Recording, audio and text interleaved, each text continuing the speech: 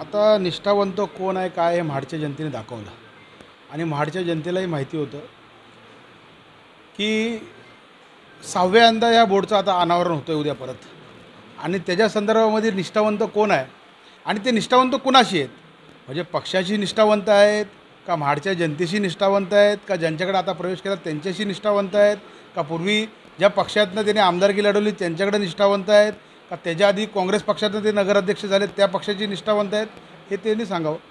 आम्हाला फक्त एवढंच माहिती आहे की जनतेची सेवा करण्याकरता भरत शेट्टी सक्षम आहेत आणि निष्ठावंतांनी ज्या बॉम्बा ठोकल्या त्या तर लोक त्यांना येणाऱ्या नगरपालिकेत ठोकतील. नाही, रायगड जिल्ह्याचं समीकरण मी सांगण्यापेक्षा आमच्या जिल्ह्याचे नेतृत्व आदरणीय भरत शेठ असतील, आदरणीय महेंद्र शेठ असतील, आदरणीय थोरेसाहेब असतील आणि आमचे शिवसेना पक्षाचे मुख्य नेते आदरणीय शिंदेसाहेब असतील.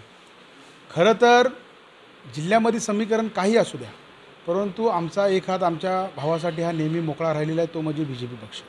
राष्ट्रवादी संदर्भामध्ये मला तर माझी तर मनापासून मानसिक इच्छा नाही आहे, कारण गद्दारांसोबत आम्हाला युती करायची नाही आहे. परंतु आता वरिष्ठ पातळीवरती जो काही निर्णय घेतील आणि आम्ही कार्यकर्ते असे आहोत की आदरणीय शिंदेसाहेब, आदरणीय डॉक्टर श्रीकांत शिंदेसाहेब ह्या दोघांचाही आम्ही आदेश मानणारे कार्यकर्ते आहोत. शिंदेसाहेबांनी आम्हाला सांगितलं लोकसभेला ह्याचं प्रामाणिक काम करायचं आहे, त्याचं आम्ही प्रामाणिक काम केलं.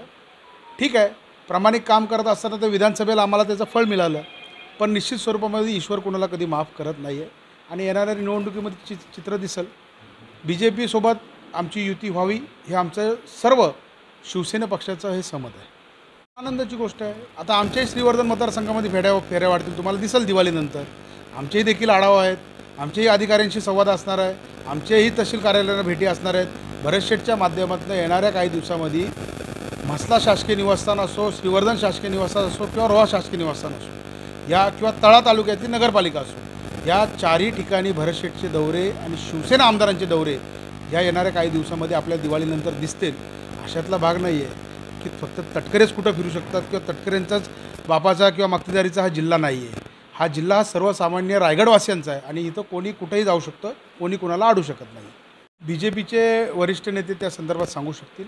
आदरणीय राज्याचे प्रमुख रवींद्रजी चव्हाणसाहेब असतील, आमचे धैर्यशील दादा असतील जिल्ह्यातले किंवा रविशेठ असतील, धारपसाहेब असतील, ही सर्वच मंडळी की जे रायगड जिल्ह्याचं नेतृत्व त्या ठिकाणी त्यांच्या खांद्यावरती आहे आणि ते त्यांना माहिती आहे की शिवसेना ही कधीही गद्दारी करणारा पक्ष नाही आहे आणि राष्ट्रवादीचा अनुभव आमच्यापेक्षाही त्यांना आहे. म्हणून भविष्यामध्ये जे काही घडलेलं आहे त्याच्यावर कुठंतरी पुढं मागे सरकून काही गोष्टी होऊ शकतात. या आणि अशा अनेक ताज्या घडामोडींसाठी आजच आपल्या फर्स्ट न्यूज मराठी ह्या चॅनलला लाईक, शेअर आणि सबस्क्राईब करा. तसेच बेल आयकॉनवर क्लिक करा.